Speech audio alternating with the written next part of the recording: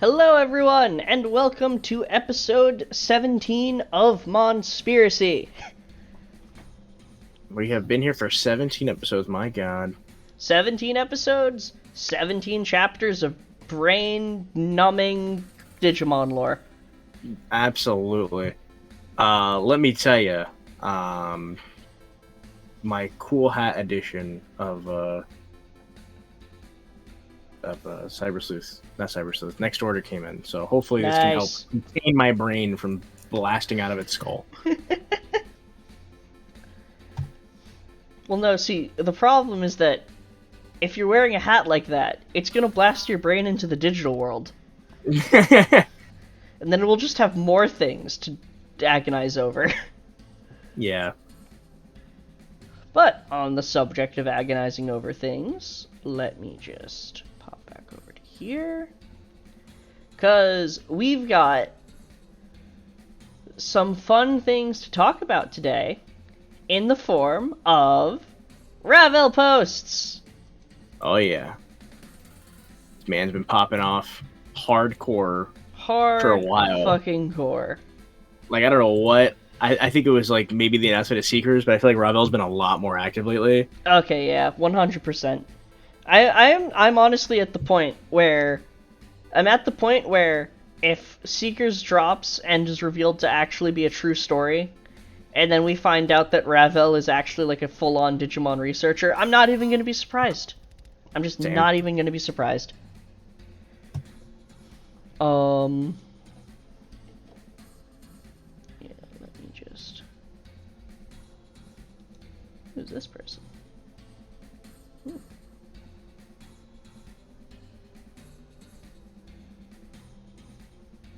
Okay. Alright. Now that I have those set up, let me go back to this one actually, and then I can do this.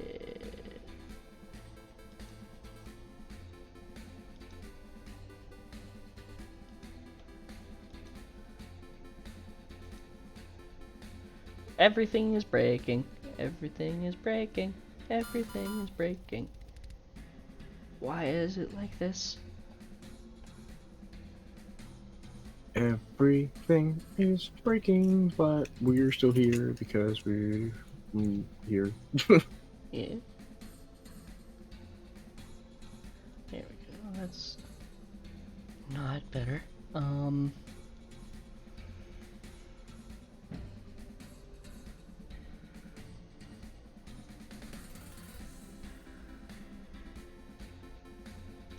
There we go. It's slightly working. This.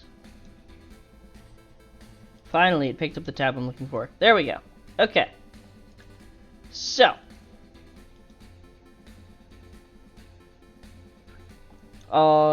Like I said, we have Ravel posts to go over, which is never a good thing for the sanity of the viewers, or the hosts, or the Digimon. No. Well, actually, the Digimon are fine with this. But to start things off, one of Ravel's favorite thing from the new source book is how much it mentions Digimon's data overwrite. From what he found, there isn't a particular description of data overwrite, but it's used for an explanation for various topics, such as the reason Digimon need sleep and eventually die. And here is a page from V-Tamer. Do you know how a digital monster displays their information? In order to display their emotions, a monster rapidly rewrites their body's data. That's overwriting. Oh boy, the spaghetti code is real. No, that's true for any Digimon. That's not just ancient types. It's just that it's dangerous for ancient types. But, there are so many settings in Digimon that are rarely mentioned. One of the last time Digimon actually mentioned wireframes and data rewriting before the new art books was actually in a poster talking about the Digimon Reboot toy line, which is just my favorite concept that we ever got, and I sincerely hope that the lore for it is like the basis behind Amplified. Yeah, you know, I'm still kind of shocked that like this just got like kind of unceremoniously canceled, and they still haven't kind of brought this back. I mean, they did bring this back. Amplified literally re-released the Omegamon model. Yes, but the canceled ones though, like I think it was like Angemon, and I think there was another one that was supposed to come out. There were an like, Angemon and Devamon pair that were like mechanized versions of themselves, but those designs are so cool. There was like, also really the prototype that they showed off after Omegamon was Dukemon, and we did get an amplified Dukemon. True. But yeah, so it's just interesting to think about, because rewrite in general is basically just that, like it says here, it's the process that Digimon go through to change their own code in response to things like evolution is overriding their code with the new data they've absorbed in the stage they just finished. And it's the strain that overwrite puts on the Digicore that makes the more spaghetti-coded ancient species in danger when they actually go up again, when they actually are evolving. Now then, the next thing to talk about from Ravel is Digimon lifespans. And before you ask, dear viewers, do not worry, we will get to the Daydream Evolution very soon. But originally in the guidebooks, it's explained that Digimon are destined to die if they reach the end of their lifespan, with care mistakes making Digimon die sooner. In some books, it even said that nothing could be done. This represented Akihiko's ideas from Kamigachi that caring for a pet isn't realistic and it won't matter to the children without death. This quickly changed, however, in the Digimon Pendulum. And so here we see, when it continues to, how to save a dying Digimon, it's too late for that now. Please take care, quietly watch over it in its final moments, and please take care of the newly born Digimon as a family member. The secret to a long life is to take good care and not miss calls. Conversely, if it gets sick or injured a lot, it will die in a short lifespan, so be careful. If you pendulum when a Digimon is in a near-death state, it may come back to life.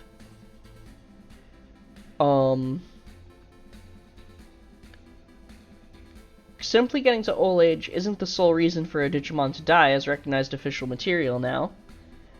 And the only thing that really still carries the idea of Digimon must die is the Worlds games. Interesting. With the exception being that it shows up sometimes in modern virtual pets and then other times it doesn't. It's very unclear.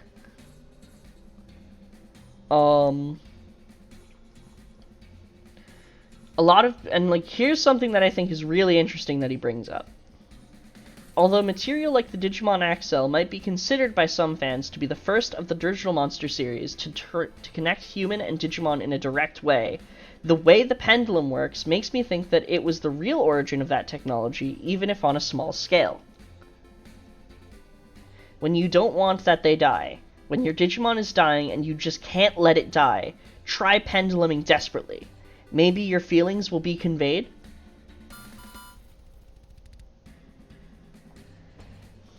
Which, I know for a fact we've read something very similar to that in this exact prose that he links at the bottom. But it's really, really interesting because it implies that it continues to imply that this is the greatest and most, the peak of doc system. Because currently, the 25th anniversary book explains that a Digimon dies of old age when its data is corrupted and fragmented due to various overwrites, something that happens naturally in a Digimon's life. Functions like pooping, sleeping, and healing injuries are processes that expel, defragment, and cure the corrupted data, allowing the Digimon to survive. Care mistakes are the equivalent to letting the Digimon have its data corrupted, and that is why care mistakes result in death. The extrapolation here is insane, and I love it. But let me pop back over here. Don't worry, we have alerted. Don't worry, we got Galactamon on standby. So, now, it is time to talk about the prototypes According to the new art book, the prototype Digimon of the Doru and Ryuta series were projects working in standalone in a time very close to the birth of the digital world. The objective was to create the strongest Digimon, and each series focused on a different way of reaching it. The Doru series worked with the idea of continuing evolution. It made use of the Death X project that incorporates Digicore from other Digimon with the objective of overcoming the concept of mortality, so it continues to evolve into higher levels even after death. The Ryuta series made use of artificial enhancements incorporating the idea of further combat power. Not only is their strength artificially enhanced, but their tactical decision-making in battle has also been, the idea being to create a Digimon that can't be matched in battle. The book seems to imply that these two projects were the only planned ones, though recently, Lugamon, our third prototype, was revealed. It's known to have a mythical being incorporated, although the mythical being incorporated into the Digicore seems to be known, the reason for the prototype is not, which seems to be the core mystery of Digimon Seekers, as we do know that Ryutamon and Dorumon will be appearing. Now that begs the question: what is it based off of? Oh, so Lugamon is based off of the mythological warg, which the mythological version of that concept comes from Norse mythology, where referring to essentially like magical or semi-demonic wolves such as Fenrir, as well as two that were known for pulling someone's chariot. I can't remember who. Okay, I see what you mean. Okay, so then wait, so Alphamon's King Arthur. Alphamon isn't King Arthur. I'm sorry, Alphamon's not King Arthur. Alphamon's one of the, but he's like a knight of the Round Table. He's Galahad, to be specific. So Alphamon's a knight of the Round Table. Or he's either Galahad or Percival, I can't remember. Whichever one of the two Grail Knights is responsible for sitting in the empty seat. And that is what Alphamon is supposed to represent. Okay, gotcha.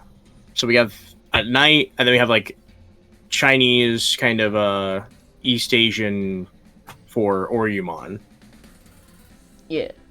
And then for Lugamon, we're going for more, I guess, far European. Yeah. Interesting. Germanic. Also, just to very quickly give shout-outs to chat. Hello to Digital 90s Guy, to Takura, to Patty, to Fox, and yeah, okay, I'm caught up with chat. Alright. But yeah, so we know what the prototypes are now. Thank fucking God. And it seems that our theories about Daydream Evolution weren't too far off. As, once again, the purpose of the interface has been shown to better express the Digicore data. These were modified, these Digicores were custom tailored with the ideas of surpassing death itself and continuing to evolve, and with creating the most powerful combat system. Which it makes a lot of sense which again lends credence to the idea that Oryumon may in some way be the precursor of the Legend Arms. Which actually means that Omegamon would be our second Legend Arms in this case, because we have confirmation here that this was a case of these were Digimon that were around just when the Digital World project itself was being created. And at that point, we had no concept of the Mega level. So, oh yeah, you're right.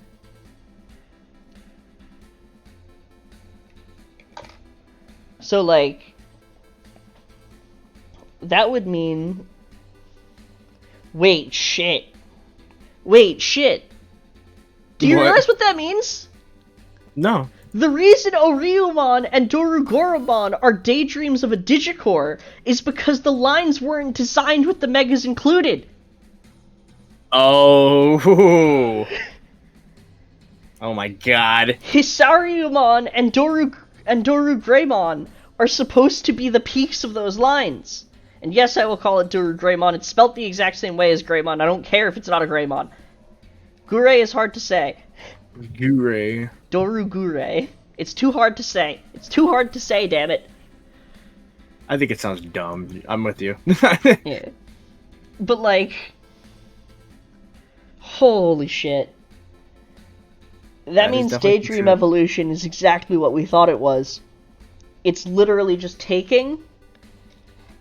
It's... Wait. Does that mean that the prototypes would qualify as ancient species? I mean, from Ravel, like what I take from what Ravel mentioned, what he said, is pretty much that like they are essentially, if they're not ancient, they're definitely older than your average Digimon. Maybe the ancients are more older, but these came out like maybe right around, like right after them. No. See, here's the thing. Spaghetti Code Ancients, the one we were talking about earlier. In the pre-show. Like the O2 ones. Yeah, like Vmon, Wormmon, etc. We know that with those, they are from a time period in the very early digital world prior to its standards being established that it would be using to categorize Digimon late down the line. Towards that concept, we have... Okay, wait. I'm getting like an information overload right now. Hold on. I don't know if my brain's hurting because it's a little tight or because this episode's already kind of hurting my head. Yeah. That's a new record. We're only at 26 minutes. Yeah.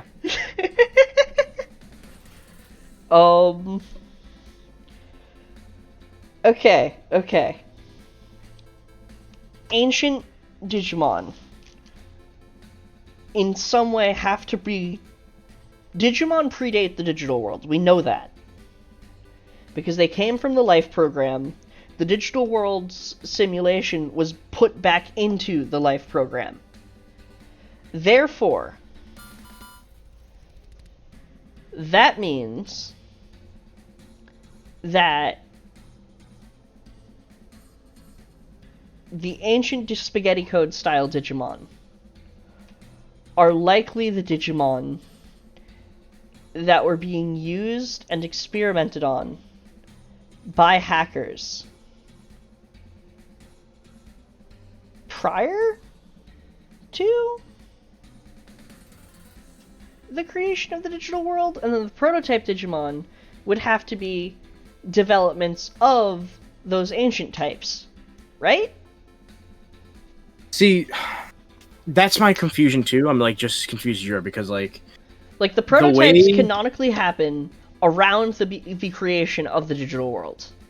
Yeah. There are Digimon that predate the digital world because the digital world was created by humans, at least in some part. Yeah. In order to research Digimon.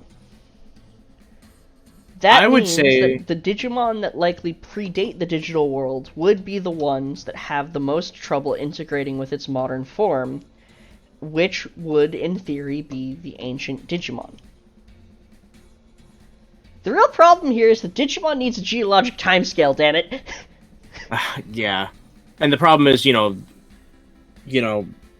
what is it?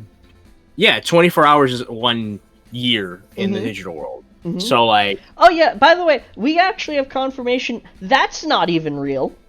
That's just how we interpret it. Oh, wonderful. So time is an illusion also in the digital world. That's great. Yeah, they confirmed that. The individual layers of the larger digital world have their own...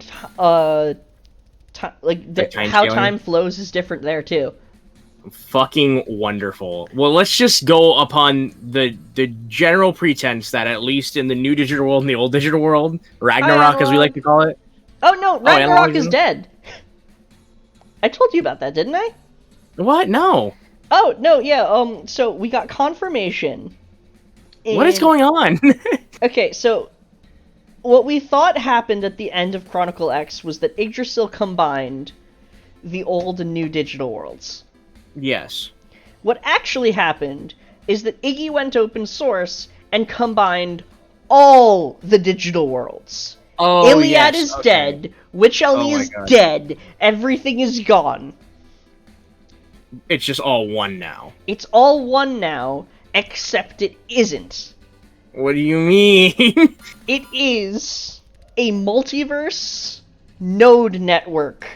And the area out where each digital world is considered its own quote-unquote lair, and then those lairs are all floating in the net ocean, which serves as the means that keeps them separated, but also how data is transferred between the two.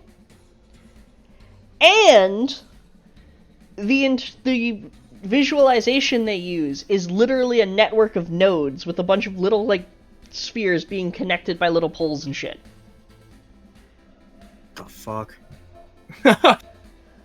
That's more confusing than it has to be. The important thing is basically that Iggy is now gone open source, manages all digital worlds from the cloud, but also is significantly less impactful on those digital worlds because of its nature of now being open source, where people can upgrade it and modify it as they see fit. Interesting. I wonder if that will have some kind of bearing on Seekers. Very likely, it's more likely to say that the reason for this from a Doylean perspective would be to simplify the entire concept of host computers and digital worlds to just make sense. Yggdrasil is standard for all of them. The individual worlds will still function as individual settings, so we can have things like Witch Elmy. Yeah. Also, this is the reason that in the Witch Elmy profile, Agumon refers to them as layers. That's what we didn't understand before, because we didn't have the proper translation of what happened at the end of Chronicle X. Jesus Christ. Oh my god. Alright. 90s, I can talk to you about that after the stream, don't worry. But, so yeah, it's like, it's like, Patty's got it right. I look away for fucking 3 minutes. That's literally how it feels. I turn away for 3 minutes and everything just fucking changes. Yeah, Okay. kind of. It is kind of like how Project Arc ended up separating the digital worlds to contain different Digimon. It is very much like that. There is another Ravel post that goes into this. So I would argue, personally, since we're getting a new prototype Digimon, and since at the end of Ravel's post he mentioned that that's kind of the main mystery of Seekers, I would argue that we're probably going to get like the true origin of the prototype Digimon in this, but also that they probably might have something to do with the crack team and hackers, because I could see them being some kind of weird experiment, because I feel like does Ravel, I feel like I read something, it might have been from Ravel, mentioning the fact that Digimon, at least like prototype Digimon, like Dorumon, was made because they were trying to test out the Death X. You mean the Ravel thread that we literally just went through? Yes, I think it's in that thread. He mentioned the fact that like they were testing Death X evolution on Dorumon specifically. Yeah. Which, in my opinion, now it's up in the air whether or not he already existed at that point. But the existence of the Death X evolution, the Death X line, definitely implies some kind of like fuckery, because like it checks all the boxes of like whatever the crack team does whenever they mess with Digimon. Like it's post-mortem. It's got mechanical parts keeping it alive. It's actively using a unique system in order to keep it from deteriorating further, and it's not working. Yeah. Yes, it checks all the boxes. So that for sure is definitely the crack team. So like whether or not it was the fact that now we know too that the crack team isn't one singular entity, but a conglomerate of hackers. Also, I think is going to be a way they're going to try to explain this, because like we've known about the crack team for a very long time. We've known how active they've been, but we never really knew like a timeline. So Look, I feel like this right is going to be their way to get here, around it. the literal first post in the thread. Projects working in standalone in a time very close to the birth of the digital worlds. Knowing that the crack team is even less organized than the Digimon researchers were, who created the digital worlds, that screams hackers. Yeah, and that's what I then feel. To take things a step further, what were the purposes of their systems? Doru was to create continuing evolution, and Ryuta was to develop further combat power. The only thing that does not line up with the idea of these being crack team Digimon is the fact that neither of them are virus types. And look at the crack team, and we have both vaccine and... No. You just cracked the code. Isn't Lugumon a virus type? No. Hold on. Think about the crack team's general lineup. Oh wait, no, I'm getting confused. I got the fucking attributes of the Doru and Ryutamon lines confused. Never mind. False alarm. I thought that this thing was a Metal Seedramon variant. Oh my god. And that this thing was an Aegistramon variant, but it would have to be flipped for that to work. So we're safe for now. But still, very much lines up with the various crack teams' MO. You think one of the characters is gonna have a Tyrannomon as their partner? I mean, we know Tyrannomon shows up in both the promos and the, what's it called? And in the Lugumon Dim. Yeah. Because after seeing Rust Tyrannomon, like, the prospect, the idea of the... Because think about it like this. This is kind of an offshoot theory. It's still kind of irrelevant. We know that technically you could argue that Rust Tyrannomon is an X evolution. But it's not.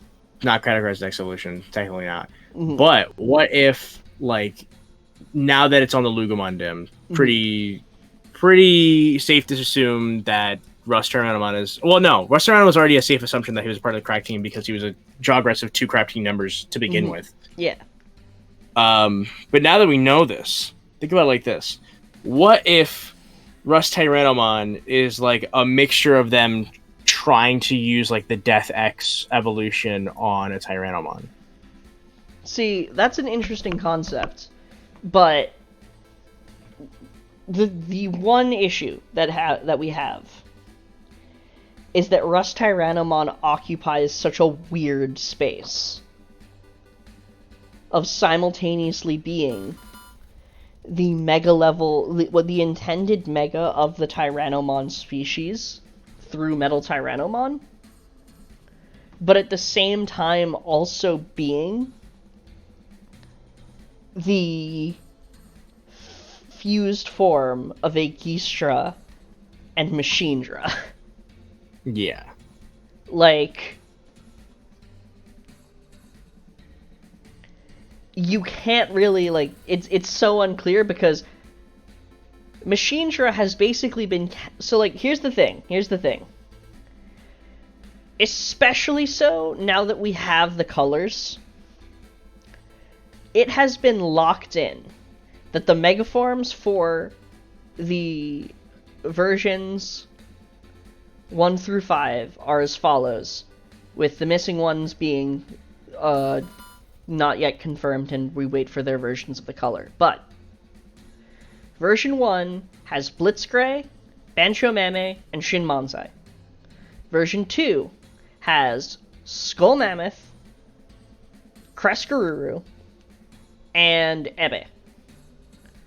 Version 3 has Hyandro? I believe so. We didn't get a Pixamon one yet. And then, was it King Edamon? Yes. Okay. Then version 4, Aegistra. Fuck, what was the bean on that one? Oh wait, no, the bean on 3 was Gyro, the bean on 4 was Pixie. Yes. And I don't think that the Giromon had a evolution though still. Gyro did not have an evolution, and I was very mad about it. Yeah, I mean, hey, maybe if we do get a color, I'm assuming they're going to give every line a Mega Evolution, so... They did do that with Vademon, so probably. Yeah. I am excited to see what Giromon's evolution would be. But... An even angrier beam. Yeah. I wouldn't be surprised if all of the ones that don't currently have proper evolutions are going to get, like, Shinmonze style. Because I can't really think of anything that would suit Giromon or Nanomon already. But anyway, to continue, so version 4 has Aegistra and... Fuck, what was the 4? Trash. What was the Trashmon on 4 again? Wasn't it Sukamon? Nah, Sukamon was 3. No, version 3 is Edamon. Oh, well, yeah, but doesn't Edamon come from Sukamon? Wait, no, you're right. Fuck. What was the fucking Trashmon? I should be an expert on this. This is your forte, Trash Lord. I'm slipping. Okay, so we have... So version 1 is Nume, version 2 is Veggie, version 3 is Suka, yes. Version 4... Oh, duh, Nanimon. Nanimon! Right, and then Nanimon becomes... Digitama, and then Digitama evolves into Titamon. Titamon, right, okay. And then version 5 is... Raремon. Machinedramon and... Puppetmon. Yes. Then, we get our fusions. And the only fusions on...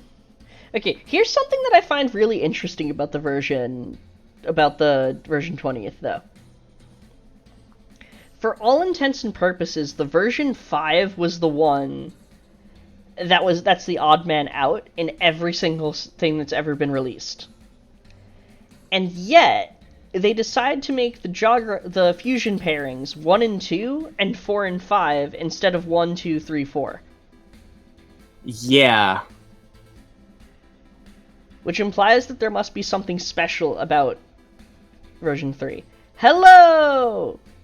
Larry, you missed it. We've been talking about Daydream Evolution this entire goddamn time. Yeah. For Larry's sake, because Larry is just a massive fucking fan of the prototypes and the Daydream concept, we're just gonna review this again real quick. If you're watching the VOD, you can skip over this if you'd like. But, according to the new art book, the prototypes were developed in standalone in a time very close to the birth of the digital world, the objective being to create the strongest Digimon in each series focused in a different way of reaching it. The Doru series worked with the idea of continuing evolution. It made use of the Death X project that incorporates the Digicore from other Digimon with the objective of overcoming the concept of mortality, and so it continues to evolve into higher levels even after its death. The Ryuta series made use of artificial enhancements incorporating the idea of further combat power. Not only is their strength artificially enhanced, but their tactical decision-making in battle is also enhanced. The idea was to create a Digimon that can't be matched in battle. The book seems to imply that these two were the only planned ones. Recently, a third prototype Digimon was revealed in Lugamon. Although the mystical being incorporated into the Digicore seems to be known, referring to the Warg, the reason for this prototype is unknown, and its mystery will likely be the focus of Digimon Seekers, in which both Ryutamon and Dorumon will appear. The Doru and Ryuta series focus on continuing evolution and perfecting combat abilities respectively. These projects wanted to create the strongest Digimon from different perspectives, resulting in Alphamon or Ryuken. What will be the focus of Lugamon's project? Let's wait and see. So, reason I had to go through all that, so that... Larry, here's the thing. We have confirmation that they were being developed during the creation of the digital world. That means that the prototype Digimon very likely have not originally had megaforms. The Ryuta series would have ended at Hisaryu, and the Doru series would have ended at Dorugure. Therefore, Daydream Evolution is actually canon of the daydream of a Digicore being the granting of Mega Level to ancient species Digimon, without the use of Jogress.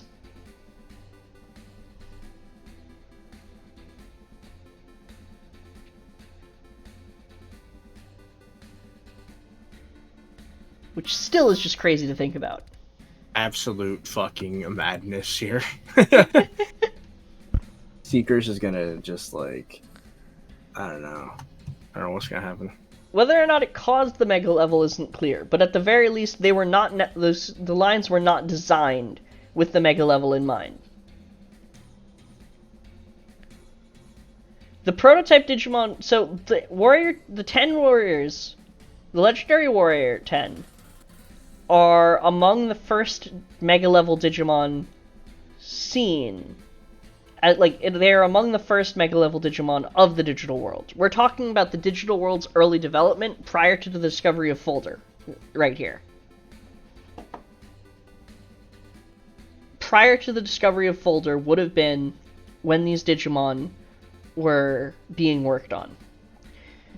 The connection between the Spaghetti Code Ancients and the Ancient Warriors is very unclear. But there is one thing that we can kind of think on. And that lies in we canonically have 4 ancient species Digimon whose spaghetti code heavily implies that they predate the digital world as we know it, right? Yes. We also, of those 4, they have connections to Digimon that would come later through their status as the partner Digimon of O2 that would tie into Adventure. And the Adventure concepts also tie back into the ancient types. So, with that being the case, revisiting the idea that the 4 free type lines actually correspond with the 4 digital monster versions. And the 5th version's uniqueness corresponds to why Terriermon is capable of using armor evolution. Wait, what is that? So Terriermon is a dog, and we have confirmation down the line that Gaomon is a subspecies of Gazimon, which means Gazimon is a dog. Gazimon and Terriermon actually have very similar ear structures if you look at it.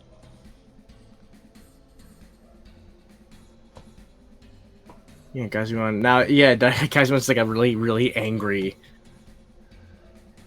Terriermon. Oh god. Grizzly is gonna kill us for that one. But, so basically, the version 1 had a focus on dragons and dinosaurs, kinda. If you think about it, like the overall line is like 4 out of 7 champions are dragons or dinosaurs. You got Greymon, Tyrannomon, Airdramon, and Seadramon. The remaining ones being Devimon, which implies like some manner of like dark capability, but also is very heavily based on Devilman, who is a hero. Sure. Then we got Meramon, which is all about that fire aspect.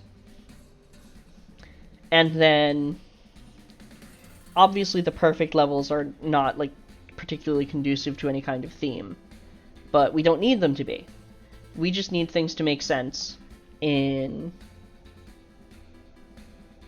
a full X line for at least one Digimon for each version. I do not know, but the important thing here is we can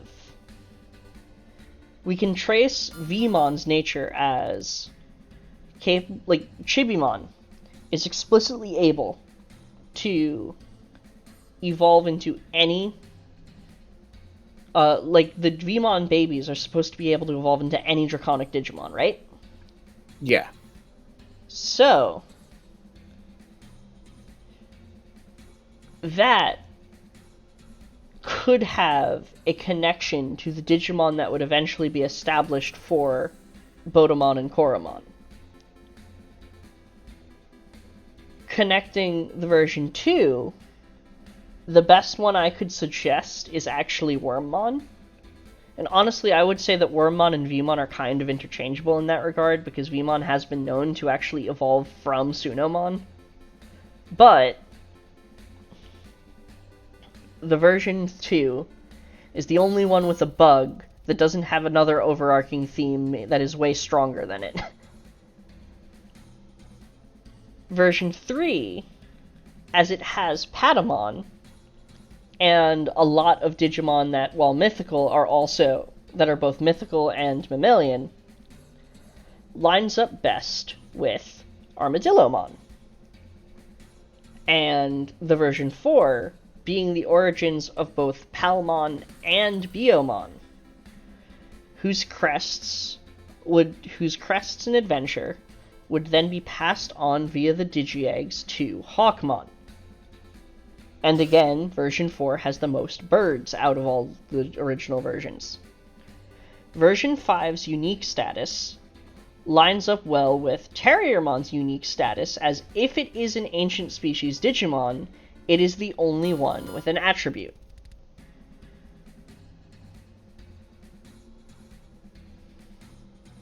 Thoughts? I didn't know the other ones were also free. I thought only Wormmon and Vmon were free. I didn't know the other ancients were also free. Hawkmon and Aquilomon and Armadillomon and Ankylomon are all free types. Also, to complicate things further, now that I think about it, you could switch Armadillomon to being connected to the version 4, as the version 4 has Monochromon. And Monochromon is an Ankylosaur type Digimon, like Ankylomon is. Oh yeah, true. Ah, God, early Digimon is so fucking confusing. So confusing. I am not looking forward to having to try to compile it into something somewhat comprehensive. God, yeah. Yeah, no, if there's anything I can do to help with that, let me know, because I've made this my life at this point. I may as well be useful to people. Yeah, I'm gonna be DMing people like outlines for them to help Yeah. me, for sure. Because, yeah. Yeah, no.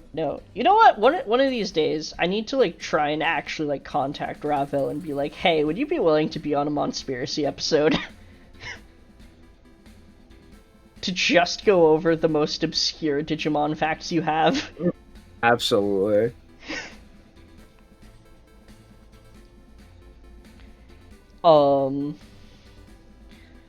But yeah. Let's see. What else do we know we're getting for the prototypes and seekers. Alright. For those of you who have been following Ghost Game and may or may not be disappointed in the reveal of recent episodes, if you're not caught up, feel free to start skipping ahead. Bounce out. Yeah, bounce out. We're gonna be Bounce talking out about right here. Probably the rest of the next hour and a half, probably. Like the next, probably gonna be the rest of the show. Yeah. Oh, don't worry. I have something for the rest of the show. I just want to do this first. So, if you are disappointed in Bokomon's lie, the important thing someone pointed out over in the Lost in Translation Mon Discord, that if you go back and actually watch all the episodes with Bokomon in them, he has many different tells that show whenever he's lying. The scene where he initially talks about humans burning up if they go into the digital world, he's lying. There are tells. In a lot of other scenes where he provides information, he has those tells. He is very focused on Gamamon in particular, and seems to almost be aware of the possibility of Gulus.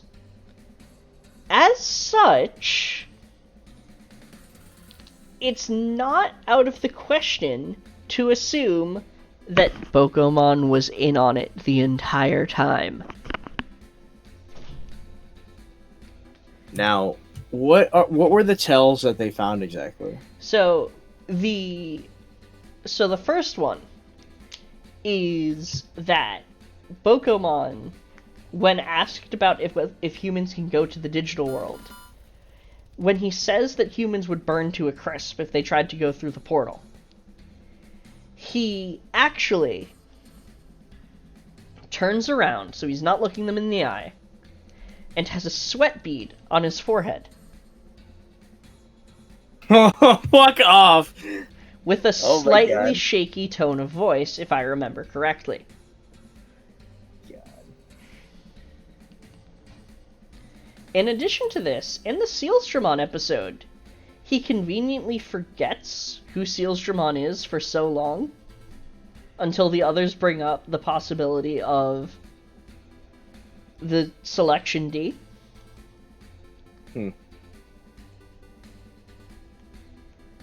Then,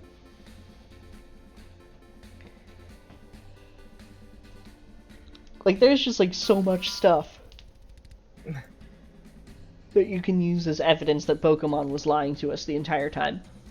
The entire time. It's not an asshole. Pokemon's a motherfucker, man.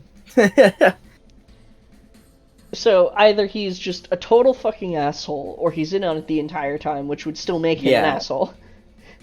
So to repeat what I said in the pre-show, he is, at best, a piece of shit liar. Or at worst, part of, a mega conspiracy.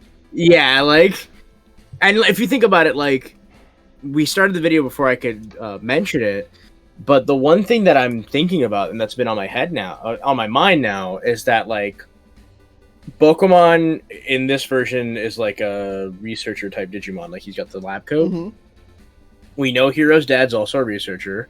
Mm-hmm. He came through the portal with Terriermon, the research version of Terriermon. I can't remember his name exactly.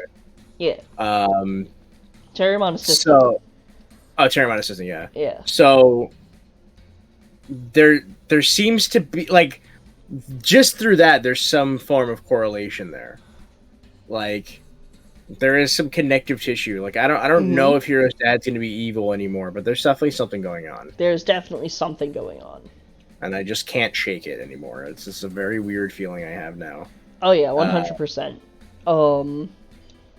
Another one to consider is that... Hold on, let me actually look at something real quick.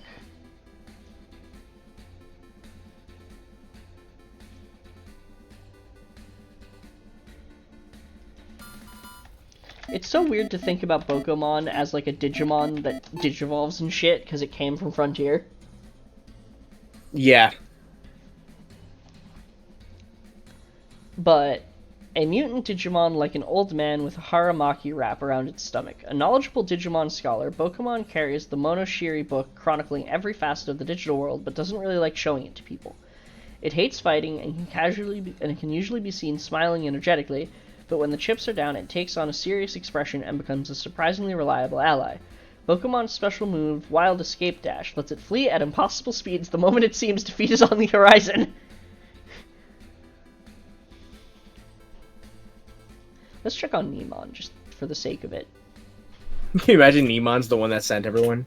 He's the ultimate bad guy. Oh my god, yes! A beast Like, the Digimon with a smoke carefree clears. personality and a penchant for causing trouble. Though Nemon spends most of its time staring off at nothing with its half-closed eyes, it is quick to run away at the first sign of danger. Bokumon has little patience for Nemon's laziness, and so Nemon often suffers the wrath of Bokumon's rubber snap. Although Nemon knows more than it might be expected from its looks, very little of its knowledge is actually useful. It is extremely fond of its close-fitting trousers, and wears them at all times. Nemon's signature move is Escape Dash. Its special move is Play Possum, by which it pretends to have fallen asleep to get out of a difficult situation.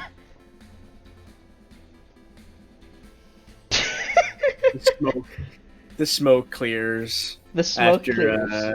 Arcturusmon like destroys Bloomlordmon, and then it's just Neymon, just like, hey! Neymon gets solo merciful mode. Neymon collects all 10 legendary spirits and becomes Susanomon to rewrite the digital world, and we need Proximamon to fight Susano! Oh my god. No, but it's Black Susanomon. Yes, there we go. It's Black Susanomon because of GRB factor. And we need Proximamon, because Proximamon's the only other Digimon with the capability of completely restructuring the digital world.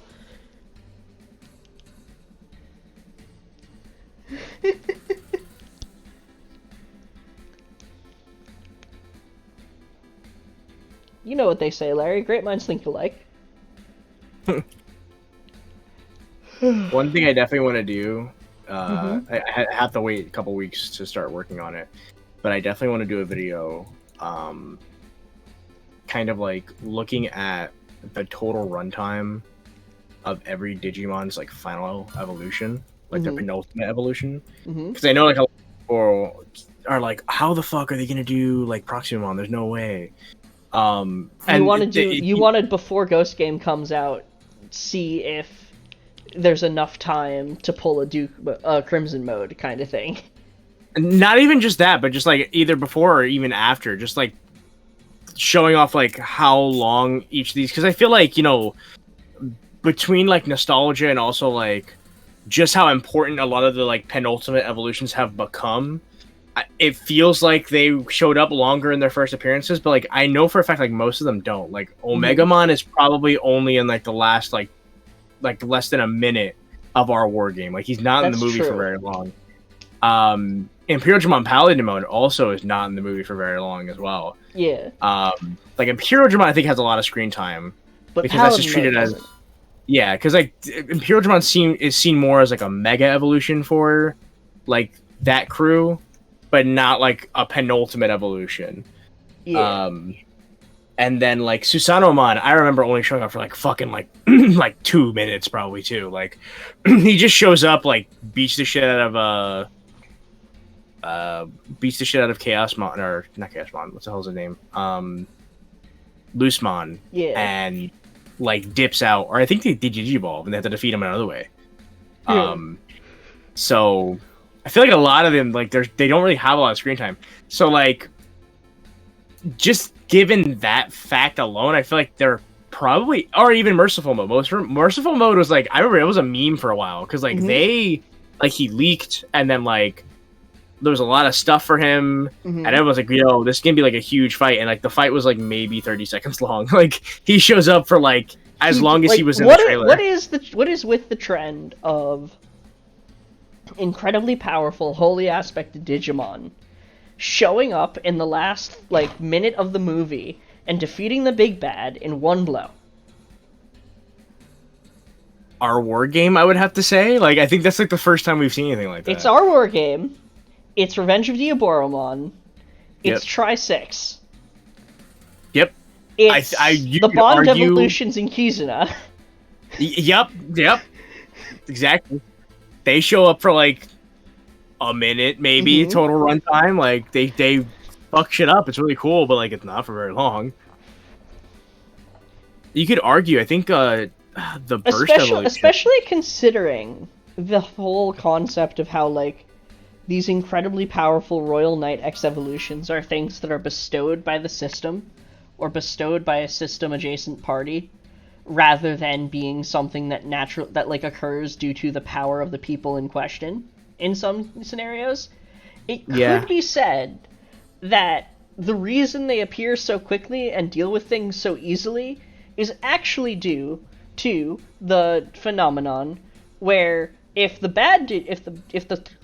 threat keeps on fucking around, eventually they will find out. True. I haven't seen Cross Wars, but apparently Patty said X7 Superior is only on screen for 3 minutes. That does track. And that does track. And I can say X6E gets way more screen time in the manga than X7 does in the anime. Wow. And even look, Ultra S was in for like 3 minutes. And I didn't finish 2020, but I did hear that he was only in it for a little bit. Also, Patty, I know you saw, and I know you were asking about Black Rafflesimon earlier. As much as I fucking love that appearance, the canon reason is that Digimon affected by the GRB factor are not actually being turned. They're not actually recolors. It is not actually a different form. It is just a virus infection. Oh, that's weird. Yeah. I was hoping we'd get like a Black Rafflesimon. I would kill for Black Rafflesimon. She looks fine. She looks like, I don't know how to describe it, but like the way they change her colors so that the gold trim is now like bright pink and then the actual body is just pure black is just chef's kiss. Chef's kiss. Mwah. I was enamored. I loved it. It was a great episode. Yeah. Anyway, yes, Ultra S barely in the show. 3 minutes for Ultra S, 3 minutes for X7 Superior. What else? There was another one that was on top of my... and the X Evolution movie, Alphamon himself, the big boy, shows up for like only the last couple minutes too. Alphamon shows up for the last couple minutes. Alphamon Oryuken shows up for the last couple minutes. It doesn't even show up. Does the Oryuken show up? I kind of remember the Oryuken showing up. I feel like he does, but at the same time, I don't remember. And then Alphamon dies after 2 minutes. Its X antibody gets absorbed by Omegamon, and we get Omegamon X for 2 minutes. Yeah. So, Final Evolution's not getting a lot of time. Kind of tracks. So, like, it's possible that we could see Proximamon. I'm not saying it's a fucking for sure Grand Slam. Yeah. But, like, there's a high chance that he could show up in, like, only the last 2 minutes of the episode and fix things, and then, like, the crew goes back home, and then they're like, oh my god. I can see Ghost Game having an ending like Tamers, where, like, Gamamon is either going to go missing or, like, sacrifice himself. Mm-hmm. Restorgimon Brave Snatcher. That's true. Is that, like, Restorgimon's, like, final closest mode, thing to a Mega? It's kind of weird that he doesn't have a Mega Evolution. Like, what's up with that? So, Restorgimon then goes to Restorgimon Superior mode, which is its perfect equivalent, and then the Brave Snatcher is its Mega equivalent because it incorporates Bagramon's arm. But also, like, the data of, like, the legendary tamers from throughout Digimon history, because Crosswords multiverses. It ends with that, right? That's how it ends. Yeah. Actually, something really interesting I noticed on the subject of Cross Wars is that while Cross Wars in and of itself happened way before the actual, like, convergence of digital worlds, its zone system and code crowns actually line up really well with the current formatting of the digital world. Like, that's the best way best thing I could compare it to. Because Cross Wars has a bunch of different zones where different Digimon inhabit, unique environments to each of them. And transport between them is relatively limited unless you have enough control to actually open a portal to the area between them, which would be the Net Ocean, and then that would continue forward from there. Okay, but see, Larry, here's the thing. He got a stick that he rides on like a hoverboard, but it's a part of his tail. That's some Beast Wars Transmetal 2 shit right there. That is. But it's kind of funny, like he got a stick. Also, wait, is Brave Snatcher going to be in the dim, or was that? I believe Superior Mode is the one on the dim. Okay, so we are getting at least like his highest evolution. Yeah, his highest Okay. like base evolution at least. Again, no strange. Actually, you know what? I'm gonna pull up. Actually, wait, no, I forgot. I still have one more thing that we need to talk about that I was talking to you about earlier. We've got to talk about the links between the Axel and the VB.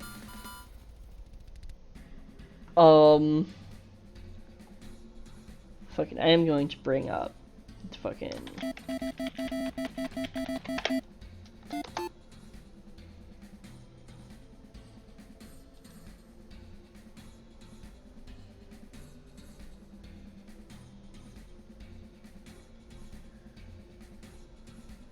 Oh, right. Okay, so Superior Mode incorporates Bagramon's arm, and then the Brave Snatcher is another thing that it adds later.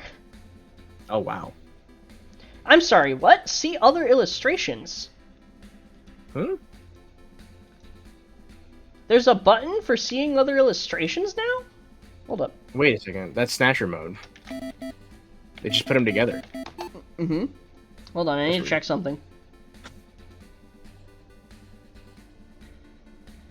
Alphamon doesn't have that. Alphamon, you can? It's actually just a Alolan Raichu. Twitter is such a pain in the ass when a new episode drops. I don't want to see people complaining Proxymon's on screen for 5 seconds. People are going to complain about whatever. Something I notice every time I open up Twitter is just people complaining.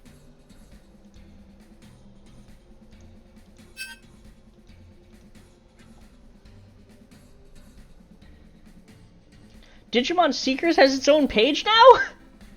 Ooh.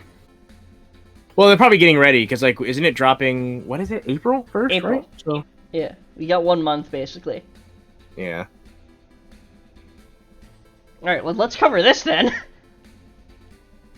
The digital world, a land entirely unlike what the humans call the real world. This cyberspace built upon the network is the home to digital monsters known as Digimon. The discovery of these AI life forms is both a blessing and a curse to human society, which relies on the network to manage everything in their world. Eiji Nagasumi is a 19-year-old loser cracker who earns daily money with dangerous work related to the digital world. One day, Professor Ryu Senji of Tokyo Cyber University entrusts Digi with a Digimon Linker, the newest model of Digimon Dock, along with a Digimon. When Eiji meets Lucamon, a wolf Digimon with a mysterious interface on its head, his life changes completely. Judge is okay, so we've got our character shit, we've got the basis of the... Alright. So yeah, we already know that stuff.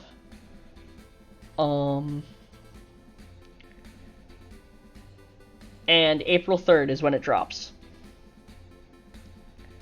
I love the vibe that this has. The vibes are just immaculate. The cyberpunk, like, dystopia. Yeah. Eiji works as a freelance cracker to make a living. I am only going to refer to him as Fang from now on. Oh yeah, Fang. Yeah, alright, so there's our trailer. Products, we've got the band, and that's the end of the page.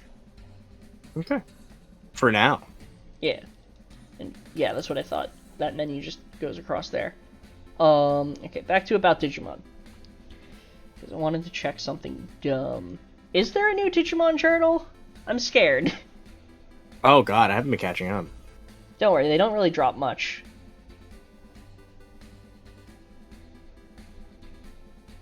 I'm trying to think. There's something else about.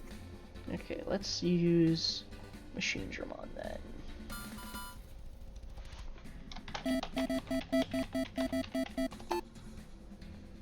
Actually, let me check here first.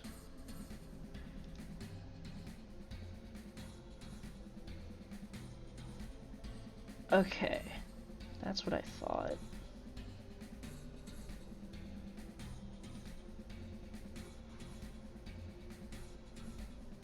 What the heck, Bandai? Alright, let me try Dark Knightmon then.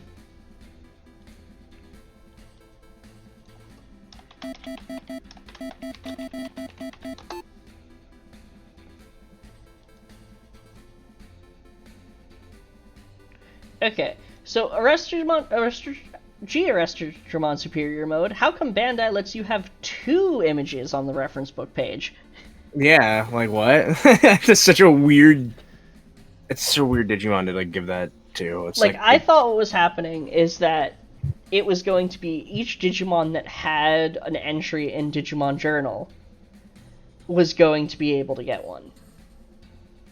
But no, just him for some weird reason. Yeah.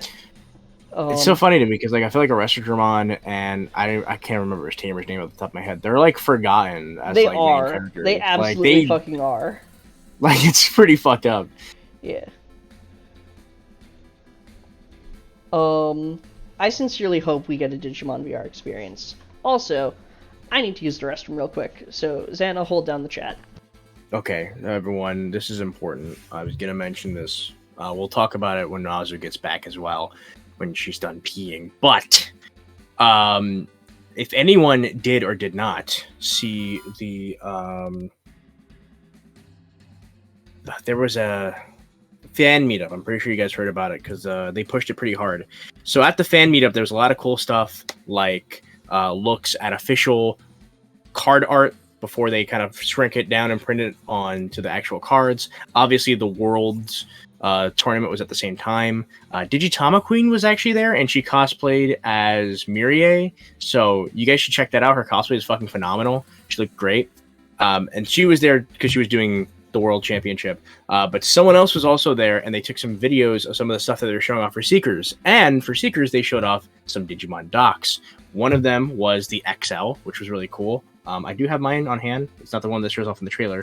But they showed off an XL, which is the same one that Fang uses in the opening trailer, which is really cool. I think they just showed it off just to be like, hey, this is what he uses. They also showed off some of the Vital Braces. So they obviously showed off the Seekers band, which is the purple one, but they also showed off a Seekers band in white and in black, and also, more importantly, in like the bright green type color. So there was no mention if that's actually going to come out in market. I hope so, but I mean that there's at least prototypes of it, so it's possible that we could get different bands, which kind of proves me and Azu's point that we're probably going to get more bands paired with either dim cards or just bands by themselves. Fingers crossed, because I would love a new kind of a neon band to go with a new Pulsemon dim.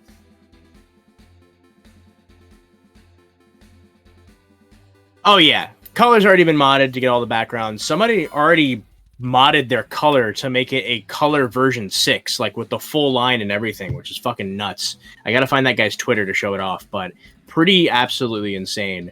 I know they got the color working with the ACOM. Apparently, currently it doesn't work with the DCOM because the voltage that comes out of the color damages DCOMs, which is kind of scary.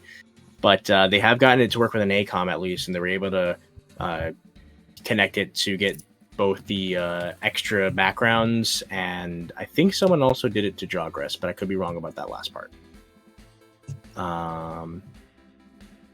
Yeah, Orange XL is the nature genome.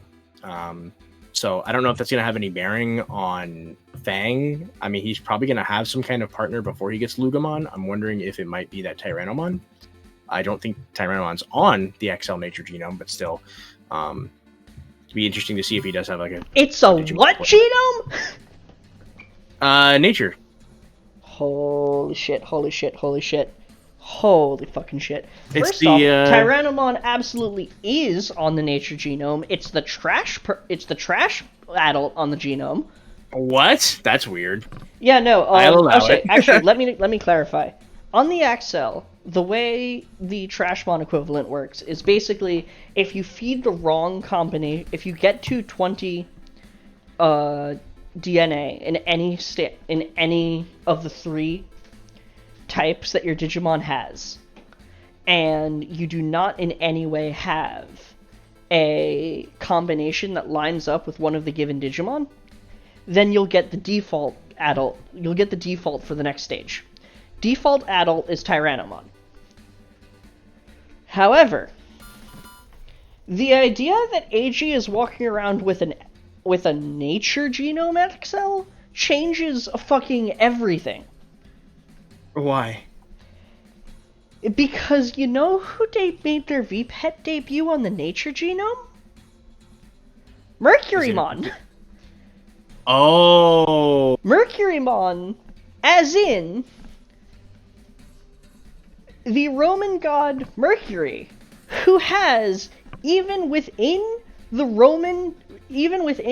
Roman texts and records himself, already been associated with Odin of Norse mythology, because that's how the Romans interpreted other people's mythologies. They interpreted it as, like, different names for their own deities. And so that means... And not only does Odin already have an association with the wargs, but Mercurymon's design is very much wearing a wolf pelt.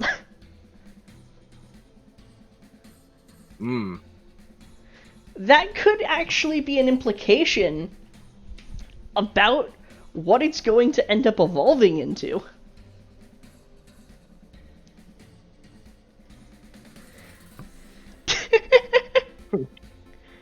Slightest thing happens. This changes everything! I mean, that's the problem. That is the problem. Everything is fucking ripple effects. Also, I didn't realize, but Larry is right. The linker bands line up with the original VB line. So we have a black, they showed off white, blue, and yellow at the Digimon meetup. It's all the original colors that came out, including the Digivice V. Okay. Hold on. You know what we need to check on, though?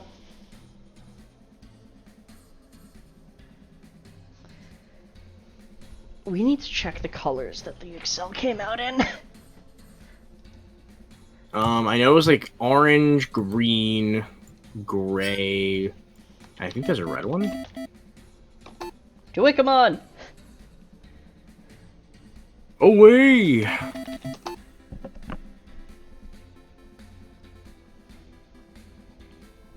I wonder if you guys can out of curiosity, chat, can you guys hear that my browser has been set so that every time I push a key, it makes a fucking Game Boy noise?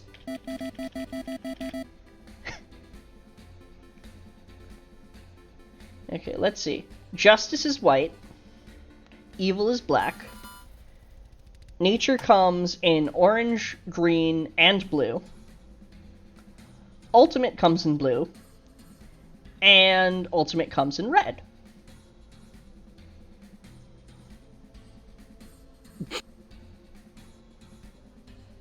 Wait, Mirror Pokemon in the dub is voiced by Stan's dad? I need to see that. I didn't know that. Wait, what? Apparently, Mirror Mercurymon is voiced by Stan's dad from American Dad. Oh my god. That is amazing.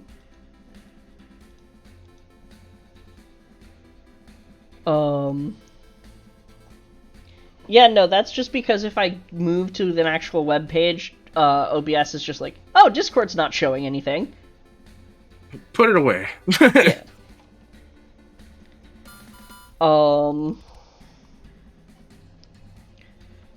But yeah. Also, on the subject of... I see you've grabbed your Excel. I did. No, sorry, because I was looking and like I know like my disregard my faceplate. It's the Ultimate Genome faceplate, but that's just because someone scammed Humulus, and they said it was Nature, but then they said it was Ultimate. They put it in the package and everything, and put the faceplate on it, but it was not. It's Evil. Mm-hmm. But I'm looking at mine because it's not really black. It's more of a grayish color, and I don't know if that's wear and tear or if that's just because this is something else. It's very strange. I don't know, maybe. Yeah, no, but like, on the subject of the XL and its possible connections to the Digimon Linker Type BE. Actually, now that I think about it, do you think the reason it's being called Digimon Linker is because that's what the actual name is, but they had to brand it as the Vital Bracelet BE for the non-Digimon programs that it can run? I feel like that's probably the case. Kind of like the Digivice V, where like the Digivice V is not called the Vital Brace, but it's in the same series. I think that's what they're going with. Because I don't know how it's gonna work yet. I don't care what bands you have on. I'm going to refer to your BE as the linker from this point forward because it's easier to say. Yeah. I'm calling them linkers from now on. No one can stop me. Ranamon's voice actor voiced a villain in Power Rangers Wild Force? That's cool. Yeah. Also, Timmy Turner's dad is... Oh my god. I know exactly what voice it is now. I feel like... Okay, wait, no, hold on. If Mercurymon is done by Timmy Turner's dad, and the actual plotline of the Nature Genomic Cell involves a war between Mercurymon and Neptunemon, that means someone needs to draw a picture of Mercurymon that's just going Neptunemon. Dinkelberg. Yeah. Neptunemon is Dinkelberg confirmed. You hate to see it. You hate to see it. So, the Digivice Double V is just a type of linker. The standard BE is just a type of linker. The 25th anniversary is just a type of linker. They're all linkers now. Yeah, because that's one thing. Like, I don't know if like the B or the Vital Brace exists in like Seeker's canon, because they make it sound like... I think that they're giving him the latest... I think that whatever it is, it's either going to be some kind of fictional property that the linker band has that either unlocks or otherwise enhances the standard BE, or linker is a firmware update. Yeah, because that's what I'm trying to think. Like, is it a firmware update or is it hardware? Because, like, in the trailer it had a touchscreen, and also they don't call it the Pulse Link, they call it a Mind Link. Mm-hmm.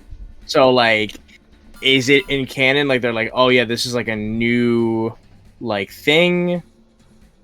Or are they going to be like, this is completely brand new, there's nothing that's based off of this, the linker is just, like, new.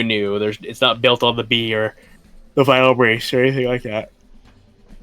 It's kind of weird. Yeah. But I mean, at the same time, they've been displaying the Vital Bracelet with a touchscreen this entire time anyway. Yeah, that's it. But, like we were talking about earlier, also, one upside to using my headset mic is that I can actually go back to pacing around when I'm talking. And my model will adjust for it because it will keep my mouth moving. But, so, like we were talking about in the pre-show,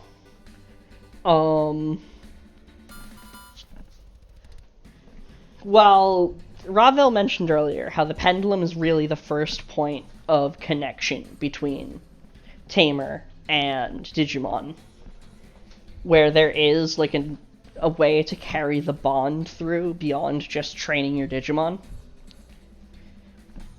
But the accelerator is kind of a tipping point.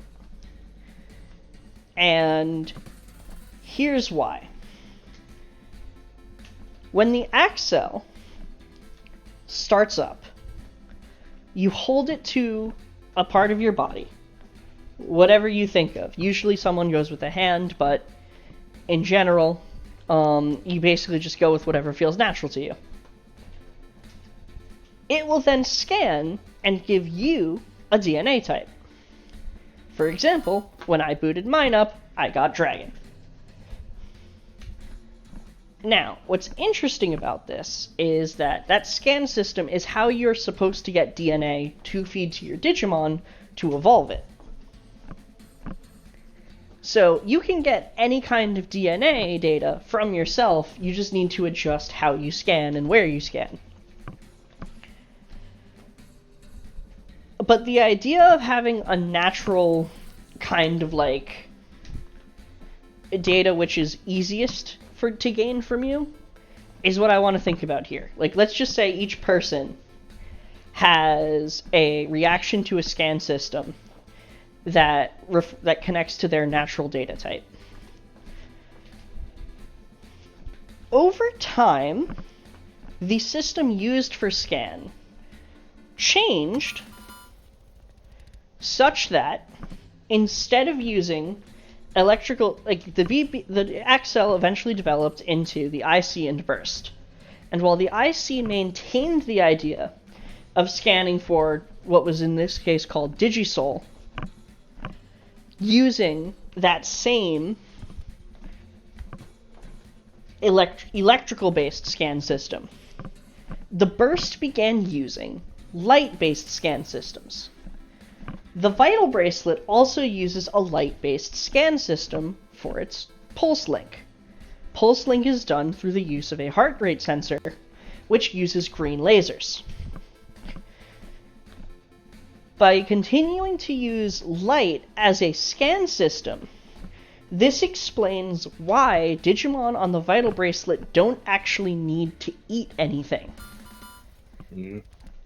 They bypass the need for the strength up and muscle up programs because the Vital Bracelet is using that same DNA type data that is extrapolated by the Excel line of virtual pets to power your Digimon. The vital data is not necessarily based on whether or not you are expressing the strongest output that you can, but rather the different activity types required for unlocking different evolutions is dependent on the data you yourself are feeding it, which has an aspect to it of these families, and whether or not you have completed enough stages in the adventure mode to be deemed capable of handling stages that better resemble the output you're trying to give. And the reason I bring this up is actually because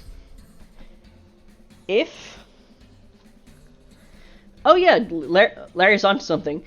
If Fang has a version 1 and a nature genome and Lugumon BEM, he's just a Tyrannomon fanboy.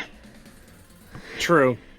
Aren't we all, though? Therefore, yeah, exactly. I was going to say the same thing. And yeah, Larry, that is exactly what happens when you hatch an egg on the BE.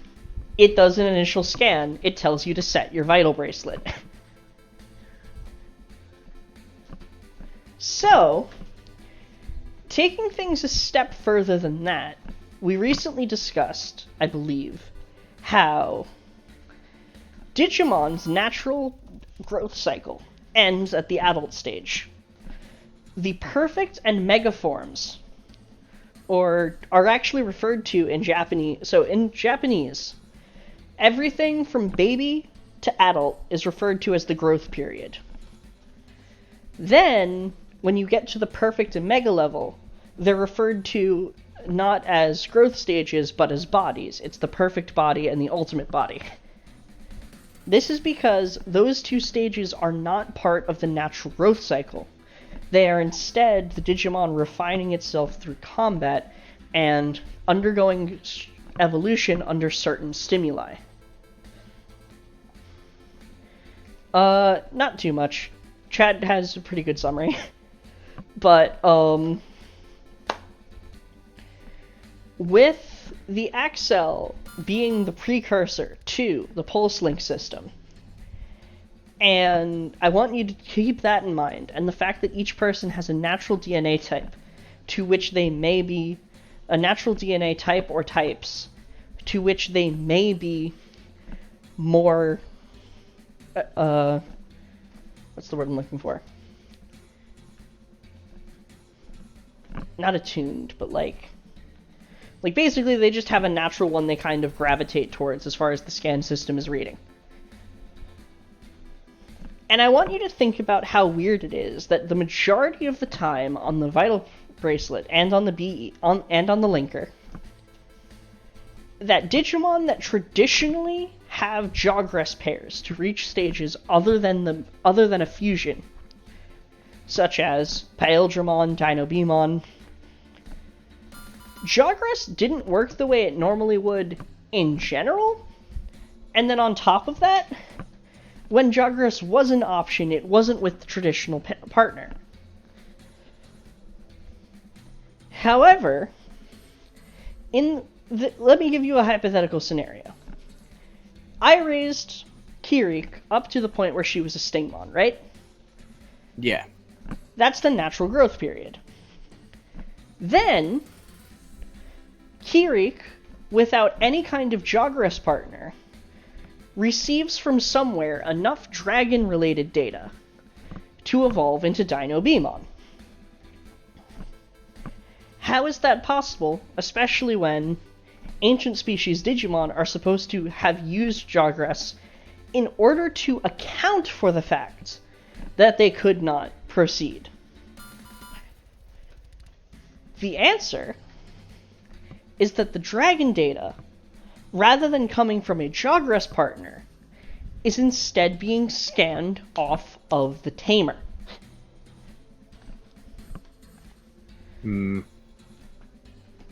Larry already figured it out. It's almost as if they're Jawgrassing from your biodata. Exactly. And, taking that a step further, my Blitz Greymon arc was a Betamon that evolved into an Airdramon before becoming a Metal Greymon and a Blitz Greymon. Again, a draconic leaning. Not by any choice of my own. I guess technically by my choice, but you get what I'm saying here, right? Yeah. And so, I think that as part of what the as part of what the Vital Bracelet and what the Linker are doing, is they're creating an even stronger version of things like the Axel's DNA scan and Digisoul charge in order to properly... Yeah, exactly. Though it would be very dangerous in that case because it would still have the ancient Digimon spaghetti code properties. But in general, I think that the linker, and I think that the presence of the Axel in the trailer is meant to be a kind of like foreshadowing, or Chekhov's gun, that the understanding we're going to get of how the linker system works is going to be very similar in terms of providing Digimon with, rather than specific family types, specific data from their partner, human, and producing a Digimon that is more unique and closer to those ancient types than ever before. Because while spaghetti code might not be incredibly good for how the digital world is structured, outside of that context, where they have the support they need in order to evolve further, spaghetti code Digimon are arguably the best kind we can have because of their nature as being... Ooh, that's a good point, Larry. I'll talk about that in a second, but to finish my thought, I think that the reason that the Axel is being brought into this is... Oh, wait, no, I remember what I was saying before. Spaghetti code is much better for a partnermon because it implies that the data they're taking from their tamer would have them more in sync than a Digimon that was just found in the natural digital world. Therefore, the linker system is trying to make an even more personalized data form of the Axel's scan system that developed through the burst. And it means that the possibility exists that the update that changes a BE into a linker is, hey, Digishell, welcome! But yeah, I think that what changes a BE into a linker could be the Blast Evolution driver.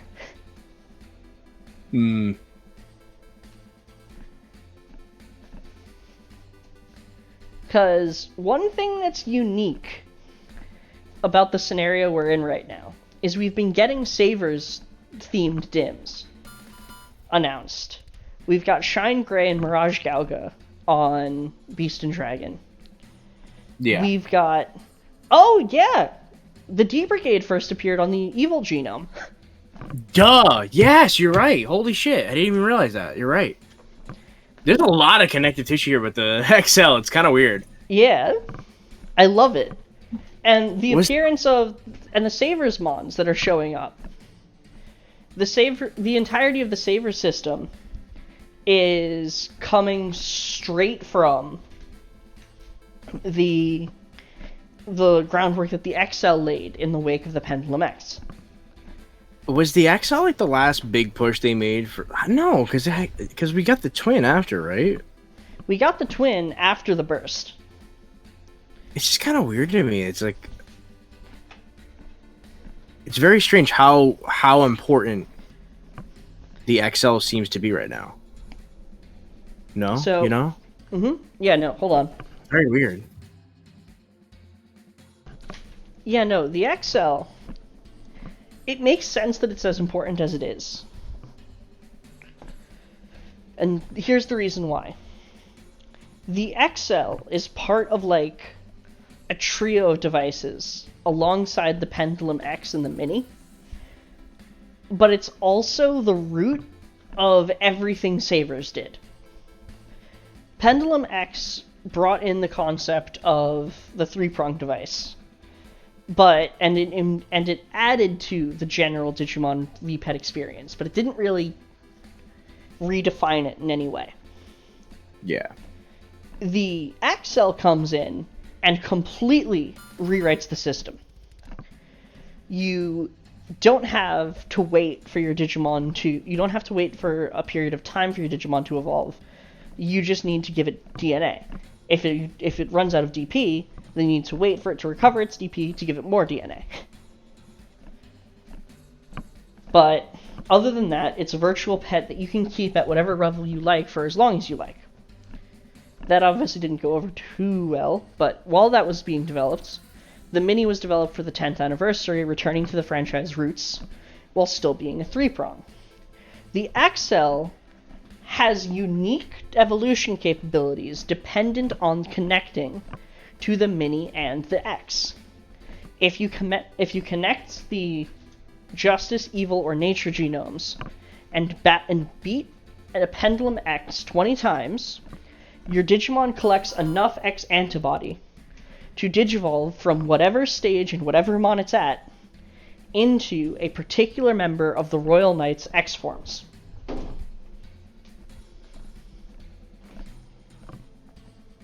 To take things a step further, the XL, if you connect the Ultimate Genome, it instead requires the Mini in order to do that, though I can't remember what Digimon you get. But the Ultimate Genome also includes the Dorumon line, if I remember correctly. And I don't know if I have the whole line, but it definitely has one of them in there. Yeah. I think it ends with,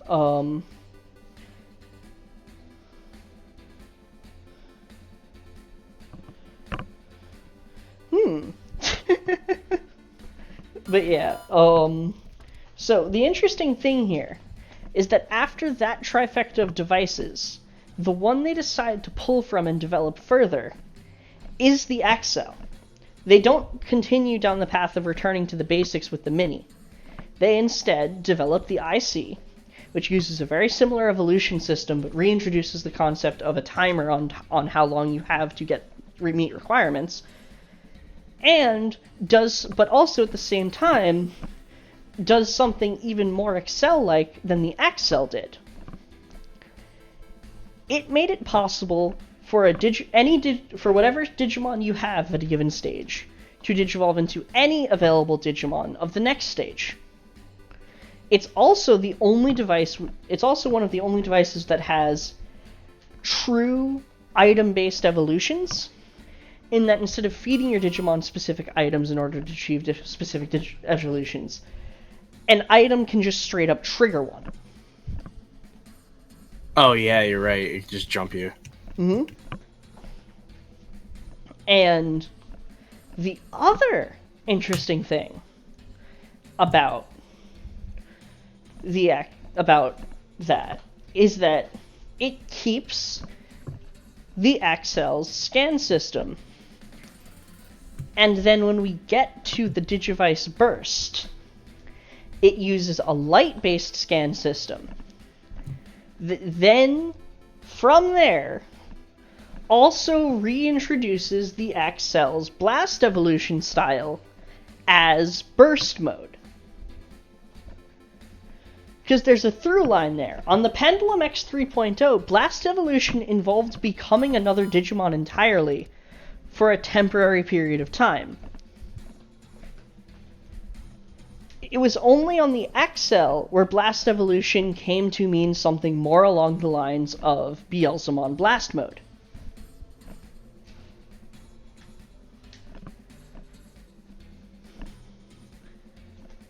Yeah, that really makes me think, because, yeah, that's very interesting. To answer Sandra's question, though, technically the XL, most of the time, barring the Vital Brace, because the Vital Brace is just straight up like the Digivice, most VPETs kind of like foreshadow stuff that's going to be in the next season. For example, the Pendulum has like the Shaker, the Digivice, and the D3 both have like pendulums built into them. The Pendulum Progress foreshadowed technically the Progress actually foreshadowed. It didn't foreshadow Frontier, but it had unique interactivity with the D-Scanner, and then also went on to foreshadow the Pendulum X, which kind of was an era unto itself as far as Digimon lore is concerned. Yeah. So it has happened before, and the XL is one of the bigger ones where, like, straight up they just kind of took the same idea and then revised it for the Digivices. It's a thing. It has happened before. It has happened and then, like before. I said, with the Vital Brace, we had the Vital Brace, and they're like, here's the Digivice V. It's just the same thing with the different decal and a different band color, but it's the Digivice now, Yep. And yeah, so like, I just get the feeling that like something that could happen once the linker is out is maybe, just maybe, we'll end up being able to see Blast Evolutions again. And the reason I think that is that we've got these Savers Dims coming out. We have confirmed Shine Gray, Mirage Galga, Rave, and Rose. Yeah. And so with that being the case, all of those are there. But despite us being in like the era of like what would be the Savers EX Dims if they came out, we're not getting that. We don't have any burst modes. So the possibility exists that burst mode and blast evolution may be the subjects of part of Seekers. And if that's the case, then it would stand to reason that we get our blast evolutions on the linker.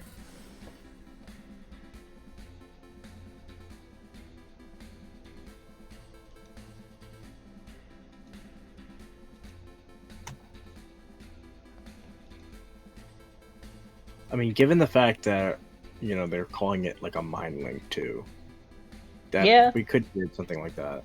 get We could get something what we like were that. thinking.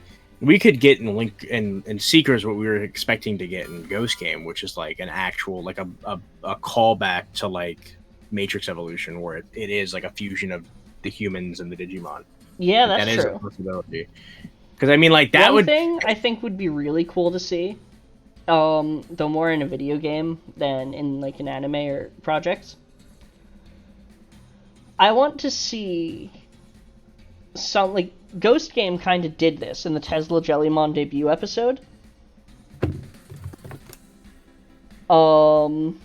Which is that Tesla Jellymon splices herself into the combat system of that VR fighting game. Oh yeah. And then Kyo and Jelly actually work together as both the player and the character in the actual fight. Forgot about that episode. That episode was cool. It was cool.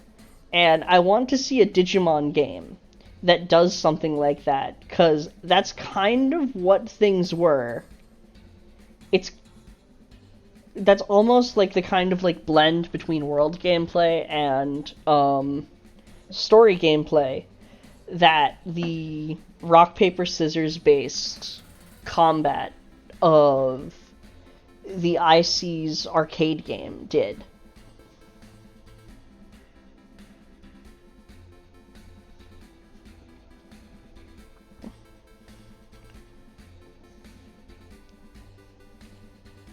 Kind of reminds me too of the versus mode in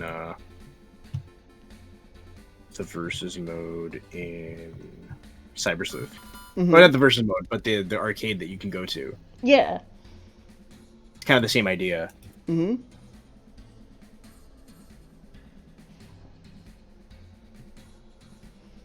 Yeah, so basically just imagine, like, you have a Digimon that just, like, is... You have a Digimon that's just straight up able to fucking burst mode because it's on the linker. Yeah. I really like that idea. Also, we've reached 1 hour and 51 minutes. 52 minutes almost. And my head is spinning. Given that I took off work today because I was sick, I probably should have seen this coming, but I will assume it is just the Digimon lore. I hope that Linker's hinting at a touchscreen for the next, because when I saw that, I thought that we were getting a new like base watch as well, and it was going to have touchscreen support of some kind. That would be really cool, but then at the same time, like they were showing kids touching their vital bracelets in the promos for that, so it didn't even occur to me. True, yeah. I saw the bitch who like had like a Palmon just like have their phone open and then like the entire thing like augmented reality'd up to being like fucking Jarvis shit, and I'm just like, yeah, I know I'm not getting this. Yeah, true. Bandai's really pushing boundaries as far as what they can what they can show off in a toy commercial. Yep. Before we go, yeah. Who did I vote for in the Bug BM? I don't even remember. I think I voted for like Hoodiemon's line. And what do you mean Hoodiemon's line? Hoodiemonon doesn't have a line. Hoodiemonon is independent. I love the Penzi. I know they already showed it up before. Holy shit, but my camera turned itself off and turned it back on again. And then it's like blinking. Why is it blinking? Hello, camera, can you not work? Hold on. I need to make myself disappear real quick.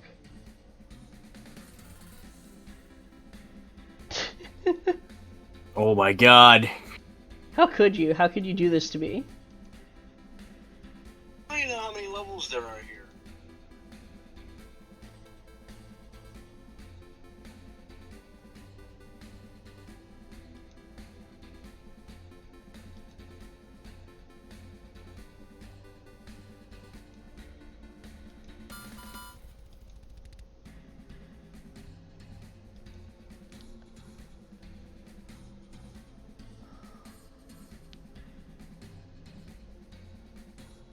Uh-oh. Looks like Hoodie-mon is Wormmon's goth girl phase.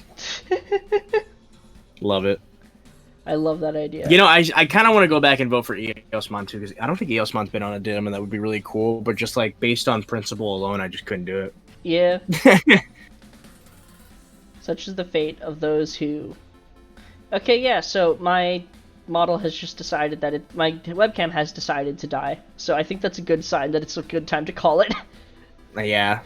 This Yeah. this stream has been trying to actively sabotage itself for the whole time we've tried to been doing this. Yep.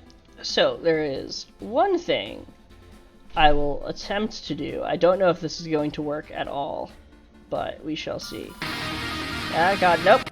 That was definitely not copyrighted music that just started. I don't know what you're talking about. Oh, you might want to close that.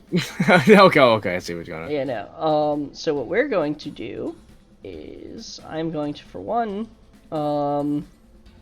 hide the fucking OBS panel, because I am a fool who forgot to do that. I'm also going to pull Xana up because his camera disappeared again. Yeah, I did not vote for Morphomon, or anything in the Eosmon line, but I voted for Hoodie-mon, I voted for Bancho Lilymon, and I voted for, Rafflesimon.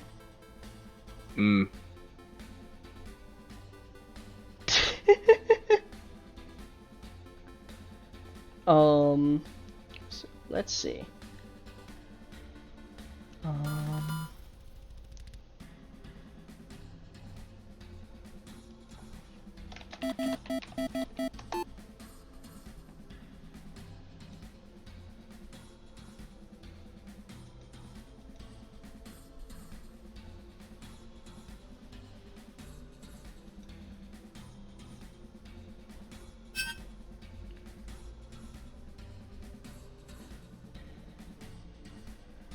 About how Bandai is basically. Okay, there we go. So what we are going to do is I am going to be dropping a link into the chat, and we are going to technically raid Trax's new channel where he is playing Next Order. So head over there and basically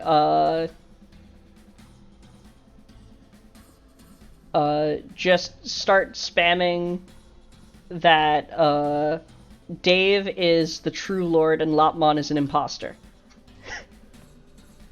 And yes, I listen to Sonic music. It's fantastic.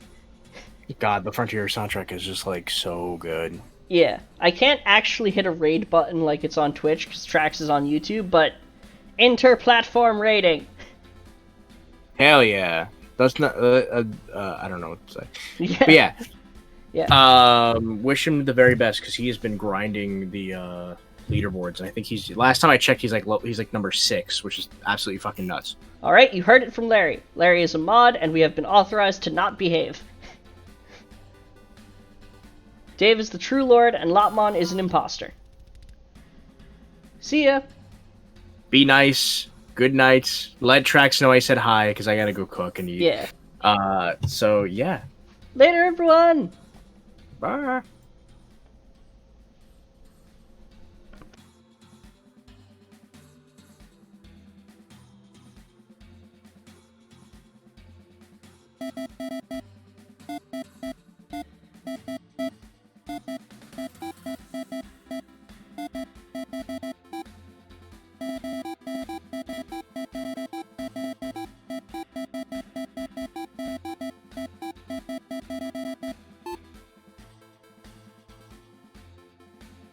Judging what Dave has done, I don't think Lopmon's done nearly as much damage.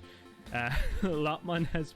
I'm not gonna lie, thank you, Petty, because the more that chat comes in, is like YouTube sees it as very active chat, and they're like, fuck it. The only thing is when people come in, they're gonna think that there's a bot.